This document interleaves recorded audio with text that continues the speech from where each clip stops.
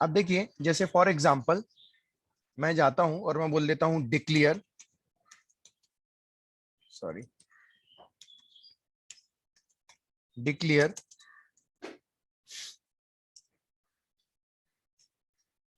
A number, declare a number, इसको मैं 3 ले लेता हूं। उसके बाद begin a colon is equal to m% of a, ये ले लेता हूं। उसके बाद बोल देता हूं डिक्लेयर बी नंबर ऑफ 3 ले लेता हूं। उसके बाद मैं जाता हूं बिगिन m% ऑफ बी ले लेता हूं और यहां लिख लेता हूं dbms underscore output dot put underscore line. मैं बोल दूंगा b is equal to, B को प्रिंट करो और उसके बाद एक्सेप्शन और बोल दो when value underscore error, then dbms underscore output dot put underscore line exception handle in inner block, exception handle in inner block लिख देता हूं और उसके बाद लिख देता हूं एंड। उसके बाद हम बोल देते हैं dbms underscore output dot put underscore line और बोल देते हैं ए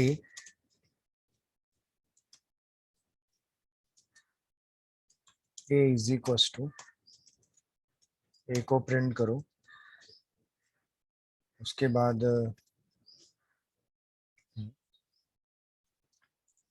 एक्सेप्शन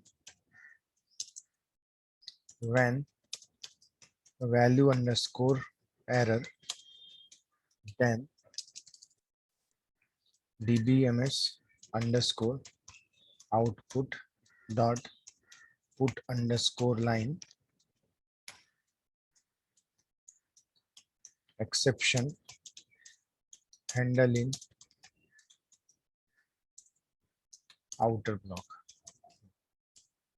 मुझे बताओ सबसे पहले वो खुद के एक्सेप्शन में कब जाएगा, खुद के एक्सेप्शन को हैंडल कब करता है, ये बताओ सबसे पहले। जब सर बिगिन सेक्शन में एरर आता है। Correct, exactly. जब एक्सेप्शन कहां पर आता है, बिगिन सेक्शन में। मुझे बताओ, अगर आप जाते हो और आप अगर दे देते हो, सपोज की बात है ए की वैल्यू 1000 और बी की वैल्यू 2000, तो मुझे बताओ एक्सेप्शन किस लाइन पे आएगा। ओरेकल का program top to bottom execute होता है। Line number 2, line number 2 correct है। कौन सी लाइन पे आएगा, लाइन नंबर 2 पे आएगा, आएगा या नहीं आएगा? हाँ सर। आएगा ना, यहाँ पे आएगा। मुझे बताओ जिस लाइन पर एक्सेप्शन आता है, सब काम छोड़ छाड़ के कहाँ भागता है? एक्सेप्शन ब्लॉक में। एक्सेप्शन ब्लॉक में। तो मुझे बताइए, ये डिक्लेयर है, ये बिगिन है, तो इसका एक्सेप्शन कहाँ से शुरू हो रहा है, कौन सी लाइन नंबर से शुरू हो रहा है? 15 लाइन नंबर। तो मुझे बताइए जब लाइन नंबर 15 से शुरू हो रहा है, तो मुझे बताइए आपने जैसा क्वेश्चन पूछा था कि सर जब आप ए में भी 1000 डाल रहे हैं, बी में भी 1000 डाल रहे हैं, तो सिर्फ ये ऐसा क्यों आ रहा है कि exception handle in outer block, ये क्यों नहीं आता exception handle in inner block, क्यों नहीं आता? तो कोई मुझे बताएगा कि क्यों नहीं आ रहा है? किसी को कुछ पता चल रहा है? हाँ सर। क्यों नहीं आ रहा है बताओ सर? क्योंकि वो फर्स्ट वाला ब्लॉक सर वो ऊपर से नीचे तक यानी लाइन बाय लाइन एग्जीक्यूशन करता है, तो फर्स्ट टाइम वो ए पे जाता है और ए पे ही प्रॉब्लम आ जाता है, तो वो उसके ही एक्सेप्शन ब्लॉक में चला जाता है। इसलिए एग्जैक्टली समझ में आया क्या इशू है? Yes, एक्सेप्शन यहीं आ गया, यहां तक आ ही नहीं पाया ना सर वो तो। समझ में आ रहा है? इसीलिए वो जो मैसेज आएगा ना वो बोलेगा exception handle in outer block आएगा, आप देख सकते हो, दिखा आपको? अब क्लियर हुआ? आप कोई डाउट है? No sir. मैं यही चाहता हूं कि आप लोग इस लेवल से पढ़ें। मैं ये नहीं चाहता हूं कि ये प्रोग्राम है, ये आउटपुट है। इट इज नॉट अ वे। ये कोई वे नहीं है लर्निंग करने का। ओके, आपको इस तरह से पढ़ना है कि आप जब कोई प्रोग्राम देखें तो आपका थॉट प्रोसेस हो। मुझे बताइए, आज आप ये प्रोग्राम, ये थॉट प्रोसेस इसलिए समझ पा रहे हो सर क्योंकि आपने प्रिंसिपल को देखा। लेकिन अगर आप ये प्रिंसिपल नहीं पता रहता तो क्या आप अंडरस्टैंड कर पाते इस प्रोग्राम को? पॉसिबल होता आपके लिए? बोलो। नहीं। नहीं हो पाता, पॉसिबल ही नहीं था सर।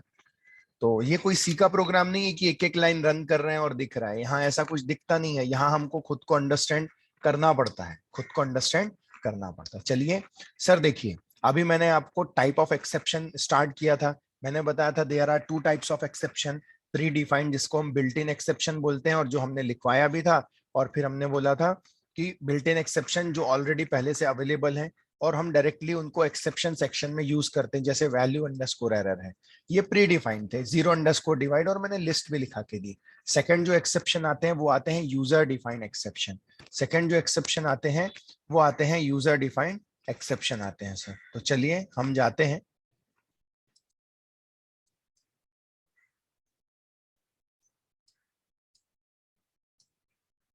हम जाते हैं और हम बोल देते हैं user defined exception. User defined exception, user defined exception ऐसा हो गया, user defined exception declare with declare in declaration section, declare in declaration section, raise in begin section, raise करना मतलब कॉल करना, raise in begin section and handle in exception section। और handle कहाँ होते हैं? एक्सेप्शन सेक्शन में क्या होते हैं? हैंडल होते हैं। ऐसा पर्टिकुलर कहलाता है यूजर डिफाइंड एक्सेप्शन कहलाता है, यूजर डिफाइंड एक्सेप्शन। तो चलिए हम जाते हैं किस तरह से इसका सिंटेक्स है। सिंटेक्स डिक्लेरेशन, डिक्लेरेशन कैसे करते हैं? तो हम लिखते हैं एक्सेप्शन इज अ कीवर्ड और उसके बाद होता है एक्सेप्शन नेम, एक्सेप्शन नेम। उसके बाद रेज, रेज कैसे करते हैं? तो रेज करने के लिए लिखा जाता है रेज और एक्सेप्शन का नाम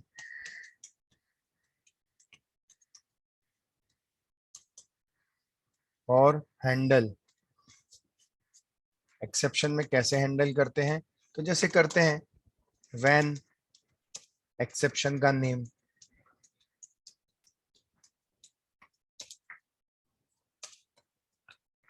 देन इस तरह से आप करोगे। तो देखो, मैं पहले डिक्लेरेशन सेक्शन में उसे डिक्लेयर करूंगा, फिर मैं उसे रेज करूंगा मतलब कॉल करूंगा, और फिर मैं उसे हैंडल करूंगा। चलिए अब मैं एक प्रोग्राम लिखने जा रहा हूं, आप लोग बताएंगे उसका क्या आउटपुट होगा। मैं प्रोग्राम लिखूंगा, आप लोग देखेंगे मैं क्या लिख रहा हूं, और उस हिसाब से आप आउटपुट डिसाइड करेंगे।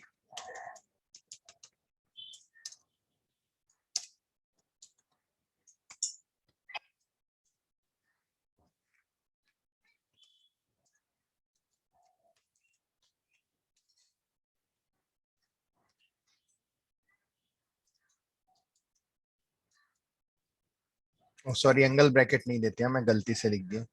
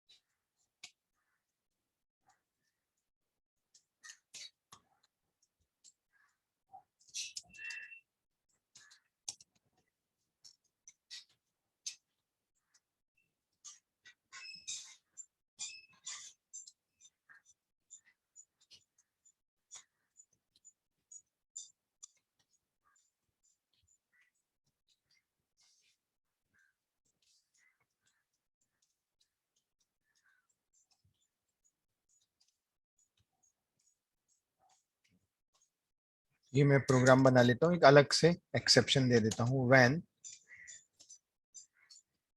एक आधी एक्स्ट्रा दे देता हूँ।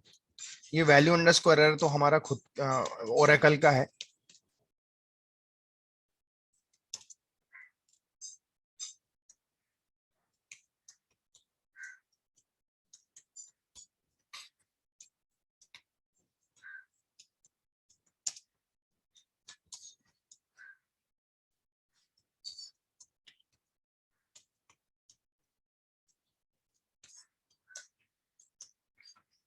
चलो ठीक है, अब मैं जाता हूँ प्रोग्राम को। मुझे लगता है मैं तो वैसे ही काफी स्लो लिखता हूँ और आप लोगों ने समझ लिया होगा कि क्या है। देखो ये क्या है sir? exception name. An exception. User defined exception. User defined exception है, तो देखो उससे पहले डिक्लेयर किया है, फिर उसे कॉल किया है, और फिर उसे हैंडल किया है। करेक्ट है। मुझे बताइए, अगर सर मैं इसकी वैल्यू दे देता हूं 400, तो क्या आउटपुट आएगा? x equals to 400. x equals to 400, exactly, बिल्कुल सही। देखो क्यों, आपने x को इनपुट किया, क्या 400 ग्रेटर देन 500 है क्या? नहीं है। तो क्या इस इफ के अंदर जाएगा क्या? नहीं जाएगा। नहीं। और नहीं जाएगा तो फिर क्या करेगा? ये लाइन प्रिंट कर देगा, तो x इज इक्वल टू 400 आ जाएगा। और जब एक्सेप्शन आया ही नहीं, तो एक्सेप्शन ब्लॉक में जाने का तो सवाल ही पैदा नहीं होता, वो किसी ब्लॉक में नहीं जाएगा।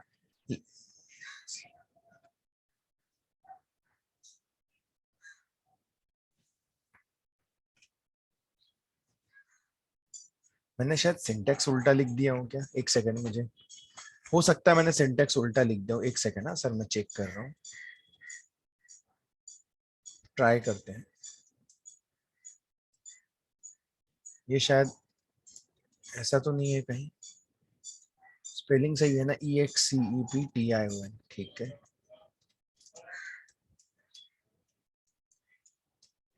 ऐसा लिख के देखते हैं।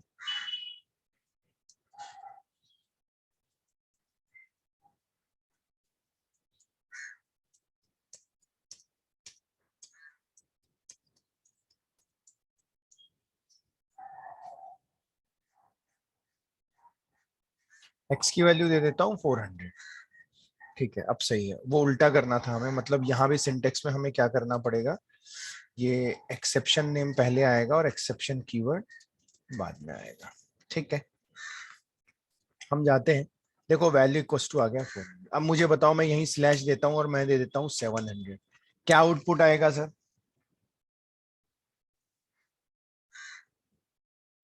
Value of x greater than 500. अब क्या होगा, आपने x को डिक्लेयर किया, x को इनपुट किया, अब x में कितना आ गया है? 700। 700 आ गया है, तो 700 500 से ज्यादा है ना सर? है या नहीं है? है। करेगा और चेक करेगा और जाएगा रेज, कॉल हो गया ना हाई वेल, तो सीधा ये हाई वेल में आएगा और बोलेगा value of x greater than 500। देखो value of x greater than 500। Sir समझ में आया क्या? Yes sir. Yes sir. अब चेक करो, 1000 दिया, अब इस बार मैंने कितना दे दिया? 1000। बताओ क्या आउटपुट आएगा?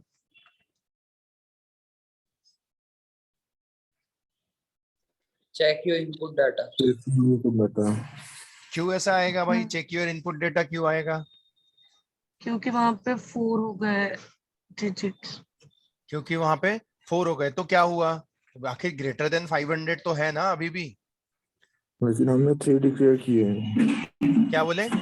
हाँ 3 डिक्लेयर किए हैं, मानता हूँ, लेकिन जब ये चेक करेगा इसको, तो 1000 से तो 1000 तो ज्यादा ही है ना 500 से। Check करेगा ही नहीं सर, line number 2 में ही error आएगा। क्या बोले? वैल्यू एरर Check आएगा। करेगा ही नहीं, line number 2 में ही error आएगा। हाँ मैं ये चाहता था, लाइन नंबर 2 में एरर नहीं आएगा, लाइन नंबर 5 में एरर आएगा। Are you getting it? क्योंकि वैल्यू यहाँ इनपुट हो रही है, एक्सेप्शन यहीं आ जाएगा। सर वो चेक करेगा तब तो कॉल करेगा, वो चेक यहाँ तक आ ही नहीं पाएगा सर, क्योंकि आपने 1000 डाला है सर, 1000, तो 1000 यहीं एक्सेप्शन आ जाएगा। और आप तो जानते हैं जिस लाइन पर एक्सेप्शन आता है सब काम छोड़ छाड़ के कहाँ भागता है? एक्सेप्शन में। और उसके हिसाब का उसे मिल गया value underscore error. Sir problem ये नहीं है कि आपने 1000, ये यहाँ चेक करेगा तब तो कॉल करेगा, वो चेक ही नहीं कर पाएगा, उसके पहले एक्सेप्शन आ जाएगा और बोलेगा चेक योर इनपुट डेटा, उसके हिसाब का उसे एक्सेप्शन मिल गया। आकांक्षा, अर्पिता, दीपाली, कलश, मैथिली, पल्लवी, पूरा समझ में आया? Yes sir. Yes sir. Sakshit, Shantanu, Shreya, Vidisha, Yashasvi. Yes, sir. Yes sir. Okay, Vidisha, Yashasvi clear है? Yes sir. Yes, sir. Okay fine, good. तो देखो सर, इस तरह से आपको समझना है जब आप प्रोग्राम बनाओगे। आप इस लेवल का पढ़ोगे ना सर, आपके कॉलेज लेवल के, तो आपको प्रोग्राम कुछ भी नहीं लगेंगे, शुरू होने से पहले ही खत्म हो जाएंगे वहां के प्रोग्राम। तो सर ये मैंने जो एग्जांपल लिया, ये मैंने लिया यूजर डिफाइंड एक्सेप्शन का लिया मैंने। यूजर डिफाइंड एक्सेप्शन किस तरह से हम बनाते हैं, तो पहले उसे डिक्लेयर करते हैं, फिर उसे रेस करते हैं, और फिर उसे क्या करते हैं, हैंडल करते हैं सर। इस तरह से ये चीजें रहेगी। तो हमारा यूजर डिफाइंड एक्सेप्शन हो गया, हमारा प्री डिफाइंड एक्सेप्शन हो गया, हमारे PL/SQL ब्लॉक्स हो गए, किस तरह से होते हैं। ओके, अब हम आगे बढ़ते हैं sir.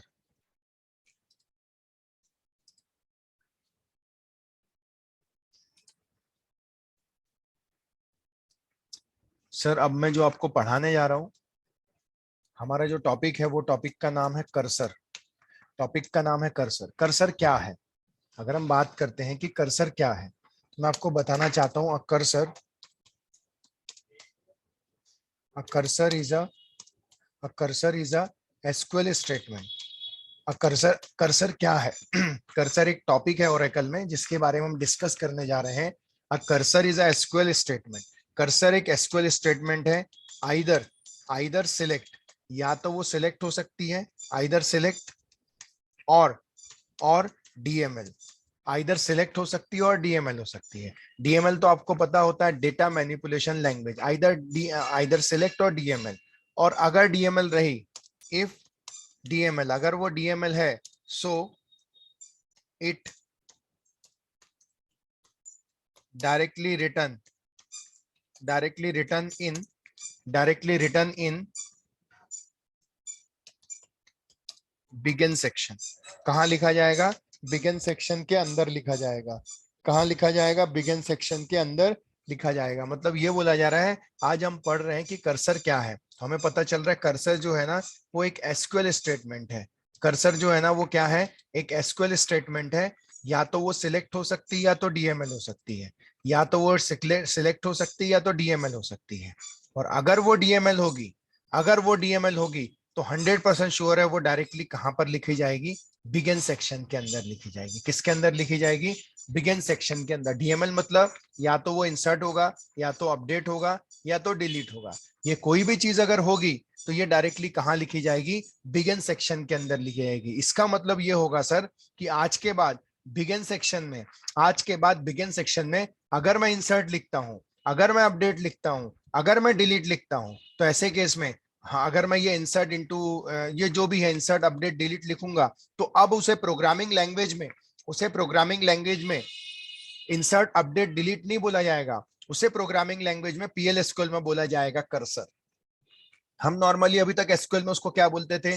DML statement, insert update delete, इस तरह से लिखना है। लेकिन अगर आज के बाद जब भी प्रोग्राम में, जब भी आप बिगिन सेक्शन में कोई इंसर्ट करते देखोगे, अपडेट करते देखोगे, डिलीट करते देखोगे, इसका मतलब समझ जाना, उसको इज्जत से नाम रहेगी इंसर्ट अपडेट डिलीट ही, लेकिन प्रोग्रामिंग में उसको बोलते हैं कर्सर। क्या बोला जाता है? कर्सर। और अगर DML होगी तो डायरेक्टली बिगिन सेक्शन में होगी। सिलेक्ट के बारे में अभी ज्यादा कुछ नहीं बताया है, लेकिन हाँ DML के बारे में जरूर बताया है कि अगर वो DML है तो डायरेक्टली कहां लिखा जाएगा? बिगिन सेक्शन के अंदर लिखा जाएगा। ओके, और आपको एक और डेफिनेशन बताता हूं कर्सर की। कर्सर की एक और डेफिनेशन ये है, bookish definition, pointer to the context area, ऐसी बुकिश डेफिनेशन है। और एक और डेफिनेशन मैं बताता हूं आपको, और बोलता है area in a memory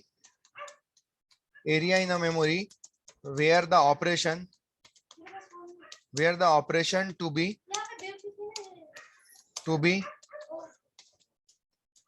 performed। Area in a memory where the operation is to be perform, मतलब मेमोरी का वो हिस्सा जहां पर ऑपरेशन परफॉर्म होते हैं, वो पर्टिकुलर एरिया कहलाता है कर्सर। तो सर सबसे इंपॉर्टेंट चीज अगर आप देखोगे ना कर्सर की, तो ये पहली डेफिनेशन को ध्यान से देखो।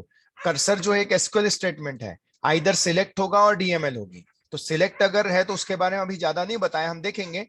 लेकिन डीएमएल होगी तो वो डायरेक्टली कहां लिखा जाएगा, बिगिन सेक्शन के अंदर। सर इसका मतलब ये हुआ क्या, जैसे मैं कोई डिक्लेयर लिखूंगा, अगर हम डिक्लेयर बोलेंगे, अगर हम डिक्लेयर बोलेंगे और हम डिक्लेयर में जो भी हमने डिक्लेयर किया, जो भी किया, फिर हमारा बिगिन आया, फिर हमारा बिगिन आया, और बिगिन में अगर हम इंसर्ट स्टेटमेंट लिखते हैं, या तो हम अपडेट देते हैं, या तो हम डिलीट देते हैं, कोई भी, तो आज के बाद कभी भी बिगिन सेक्शन के अंदर, बिगिन सेक्शन के अंदर वो इंसर्ट, अपडेट, डिलीट हो, कोई भी डीएमएल हो, और अगर वो लिखी गई है तो याद रखना उसको वो बोला जाएगा कर्सर। वो क्या कहलाएगी, कर्सर। वो कहलाएगी कर्सर कहलाएगी सर। तो इज्जत से नाम लेना, उसको बोला जाएगा कर्सर। अब कुछ और चीजें देखिए सर कि there are two types of cursor, there are two types of cursor. Cursor के दो टाइप है, कर्सर के दो टाइप है। There are two types of cursor, cursor के दो टाइप है। पहला कर्सर कहलाता है इम्प्लिसिट कर्सर, पहला कर्सर कहलाता है इम्प्लिसिट कर्सर, दूसरा कर्सर कहलाता है एक्सप्लिसिट कर्सर। ध्यान से पढ़ो सर, पूछूंगा कल मैं पूछूंगा। एक्सप्लिसिट कर्सर, इम्प्लिसिट कर्सर और एक्सप्लिसिट कर्सर, कर्सर के दो टाइप होते हैं, इम्प्लिसिट कर्सर और एक्सप्लिसिट कर्सर। तो मैं आपको बताना चाहता हूं इम्प्लिसिट और एक्सप्लिसिट में क्या डिफरेंस है। ये इम्प्लिसिट है और ये एक्सप्लिसिट है। तो मैं बताना चाहता हूं, इम्प्लिसिट में आप सिलेक्ट भी लिख सकते हैं, आप अपडेट भी लिख सकते हैं, आप इंसर्ट भी लिख सकते हैं। इंसर्ट हो सकता है, अपडेट हो सकता है, डिलीट, सारी चीजें हो सकती है। कब, इम्प्लिसिट में। लेकिन अगर आप एक्सप्लिसिट में जाते हो तो सिर्फ आप सिलेक्ट लिखोगे, सिर्फ आप सिलेक्ट कर सकते हो, लेकिन बाकी चीजें आप नहीं कर सकते। मतलब ऐसा होता है, जो कर्सर होते हैं वो दो प्रकार के होते हैं, इम्प्लिसिट कर्सर और एक्सप्लिसिट कर्सर। सर इसको मैं थोड़ी देर के लिए ब्रेक कर देता हूं, मैं पहले बात करता हूं इम्प्लिसिट कर्सर की होता क्या है। इम्प्लिसिट कर्सर तो मैं बताना चाहता हूं sir, implicit cursor, implicit cursor जो होता है, इम्प्लिसिट कर्सर जो होता है, okay, implicit cursor when we used, or we can say implicit cursor we directly used in begin section। जो इम्प्लिसिट कर्सर होता है हम कहां पर यूज करेंगे, डायरेक्टली बिगिन सेक्शन में यूज करेंगे। मतलब ऐसा होगा कि आज के बाद इम्प्लिसिट कर्सर, मतलब इम्प्लिसिट कर्सर में क्या क्या आएगा, तो इम्प्लिसिट कर्सर में मैं आपको बताना चाहता हूं सारी चीजें आ जाएगी। आपका सिलेक्ट भी आएगा, इंसर्ट भी आएगा, अपडेट भी आएगा और डिलीट भी आएगा। ये चारों चीजें आएंगी, और ये चारों चीजें किसके अंदर आएगी, इम्प्लिसिट कर्सर के अंदर में आएगी। मतलब हम इम्प्लिसिट कर्सर के केस में हम क्या कर सकते हैं, अगर ये कोई भी स्टेटमेंट इम्प्लिसिट कर्सर में चारों आती है, लेकिन ये जो कर्सर लिखा जाएगा ये डायरेक्टली कहां पे लिखा जाएगा, बिगिन सेक्शन। इससे हमें ये चीज पता चली कि आज के बाद कभी भी बिगिन के अंदर कोई भी स्टेटमेंट लिखी हो, चाहे वो सिलेक्ट हो, चाहे वो इंसर्ट हो, चाहे वो अपडेट हो, चाहे वो डिलीट हो, उसे हम क्या बोलेंगे, implicit cursor. Exactly implicit cursor बोलेंगे। क्यों, क्योंकि हमें बताया गया है कि इम्प्लिसिट कर्सर कभी भी डायरेक्टली यूज किया जाता है किसके अंदर, बिगिन सेक्शन। और कर्सर मतलब क्या है, तो कर्सर मतलब यही है, स्टेटमेंट है, सिलेक्ट, इंसर्ट, अपडेट, डिलीट। तो हम अगर बिगिन सेक्शन में कभी भी आपने ये स्टेटमेंट देख ली, ये चारों में से कोई भी, समझ जाना वो इम्प्लिसिट कर्सर है, समझ जाना वो इम्प्लिसिट कर्सर है। अब मैं बात करता हूं एक्सप्लिसिट कर्सर की। एक्सप्लिसिट कर्सर, तो एक्सप्लिसिट कर्सर क्या बोलता है, explicit cursor declare with some name and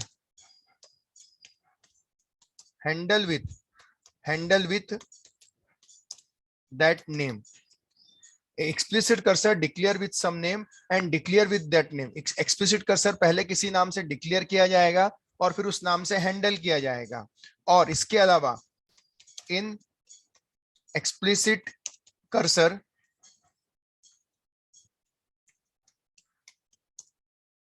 only we used select statement. मतलब ऐसा होगा सर,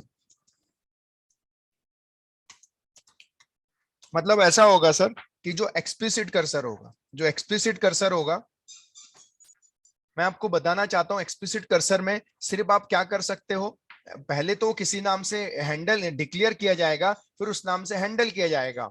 और एक्सप्लिसिट में आप क्या कर सकते हो, सिर्फ सिलेक्ट कर सकते हो। मतलब एक्सप्लिसिट कर्सर में सिर्फ सिलेक्ट आता है, बाकी कोई चीजें नहीं आती। सर ध्यान से सुनो, अब मेरी बात को ध्यान से सुनो, ये स्टेटमेंट बहुत इंपॉर्टेंट है। इम्प्लिसिट कर्सर क्या बोला गया कि वो डायरेक्टली बिगिन सेक्शन में होगा और उसमें चारों चीजें आएगी। और एक्सप्लिसिट कर्सर क्या होगा, सिर्फ कहां पर एक्सप्लिसिट कर्सर पहले डिक्लेरेशन सेक्शन में क्या किया जाएगा, डिक्लेयर किया जाएगा, declare with some name. Explicit cursor declare with some name and handle with that name, और उस नाम से हैंडल किया जाएगा। इन एक्सप्लिसिट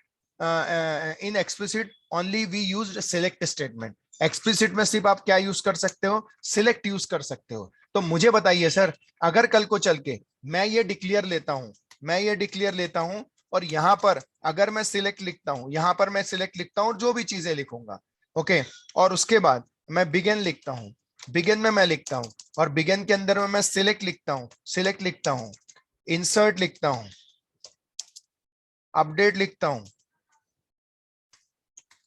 लिखता हूं और डिलीट लिखता हूं। तो मैं आपसे पूछना चाहता हूं, बताइए आज के बाद बिगिन के अंदर अगर आप सिलेक्ट देखोगे तो वो कौन सा कर्सर कहलाएगा? Explicit cursor.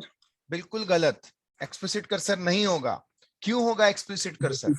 क्लियर बोला गया ना कि एक्सप्लिसिट कर्सर हमेशा कहां लिखा जाएगा, बिगिन सेक्शन में। तो एक्सप्लिसिट में चारों चीजें आएगी। तो भाई सिलेक्ट तो डिक्लेरेशन में भी है, सिलेक्ट तो बिगिन में भी है। तो मैंने आपसे पूछा ये कौन सा कर्सर है? सॉरी, एक्सप्लिसिट बोला ना, वो ऊपर भी लिखा है और नीचे भी लिखा है। एग्जैक्टली लेकिन एक्सप्लिसिट कर्सर में क्या बोला गया है, explicit cursor declare with some name, वो किसी नाम से डिक्लेयर किया जाएगा और फिर उस नाम से हैंडल किया जाएगा। लेकिन उसके साथ क्लियर बोला है, in explicit only we use select statement. Explicit में सिर्फ आप क्या यूज करोगे, सिलेक्ट स्टेटमेंट यूज करोगे, सिलेक्ट स्टेटमेंट रहेगी एक्सप्लिसिट में। तो अगर आप डिक्लेरेशन में देखोगे आज के बाद कोई भी सिलेक्ट स्टेटमेंट, तो याद रखना वो एक्सप्लिसिट होगा। लेकिन बिगिन में अगर आप कोई सिलेक्ट स्टेटमेंट देखो तो याद रखना वो एक्सप्लिसिट कर्सर नहीं होगा, वो इम्प्लिसिट कर्सर होगा, क्योंकि वो बिगिन सेक्शन के अंदर है।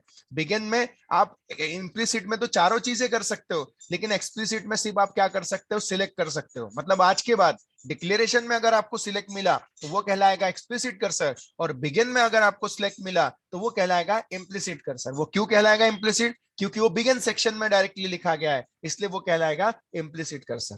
आया क्या समझ में? सर दोनों को एक साथ यूज कर सकते हैं? क्या बोले? हाँ बिल्कुल कर सकते हो ना। देखो क्या होगा ना, जो डिक्लेरेशन में होगा ना वो ऐसा नहीं होगा, वो कुछ ऐसा होगा, ऐसा लिखा जाएगा, cursor C1 is select star from EMP, ऐसा लिख दिया आपने।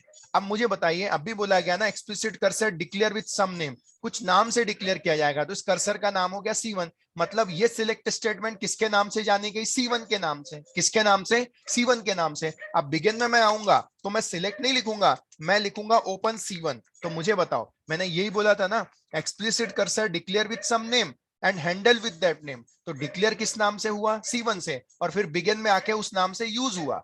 लेकिन इम्प्लिसिट कर्सर में ऐसा कुछ नहीं होता, वो डायरेक्टली सिलेक्ट इंसर्ट अपडेट लिखते हैं। तो मुझे बताइए अब इसमें से एक्सप्लिसिट कर्सर कहां पर है और एक्सप्लिसिट सिलेक्ट कहां है और इम्प्लिसिट सिलेक्ट कहां है? ये ओपन C1 जो है ये एक्सप्लिसिट कहलाएगा, क्योंकि C1 की जगह ये सिलेक्ट स्टेटमेंट फायर होगी, और ये सिलेक्ट जो कहलाएगा ये इम्प्लिसिट कहलाएगा। सर समझ में आया क्या? Yes, sir. Yes yes sir. Sir इस चीज को समझिए। सबसे मैंने बोला कि कर्सर क्या है, cursor is SQL statement either select और DML, और अगर वो DML है तो डायरेक्टली बिगिन सेक्शन में लिखा जाएगा। फिर मैंने बोला there are two types of cursor, implicit cursor, explicit cursor. Implicit cursor में आप चारों चीजें कर सकते हैं, लेकिन ये डायरेक्टली बिगिन सेक्शन में होगा। मतलब आज के बाद कभी भी याद रखना, इंसर्ट अपडेट डिलीट मिला सिलेक्ट, तो वो इम्प्लिसिट है। और एक्सप्लिसिट कर्सर कभी भी डायरेक्टली नहीं होगा, पहले वो किसी नाम से डिक्लेयर किया जाएगा, फिर उस नाम से वो हैंडल किया जाएगा। और याद रखना, इम्प्लिसिट में आप चारों चीजें कर सकते हो, इंसर्ट, अपडेट, डिलीट और सिलेक्ट, लेकिन एक्सप्लिसिट में सिर्फ आप क्या कर सकते हो, सिलेक्ट कर सकते हो। तो सर आज के लिए इतना ही लेते हैं, कंटिन्यू हम कर्सर पे करेंगे। कल भी हमारा बैच सेम टाइम पे रहेगा। कल तक के लिए टाटा बाय बाय। क्या बोले? सर कल रहेगा? हाँ कल रहेगा ना, सुबह रहेंगे ना सर। हाँ मत लो ना सर। चलो ठीक है ठीक है, सर छुट्टी कल लो। नहीं। हाँ हाँ ठीक है छुट्टी लो, ठीक है, परसों देखते हैं। Okay thank you.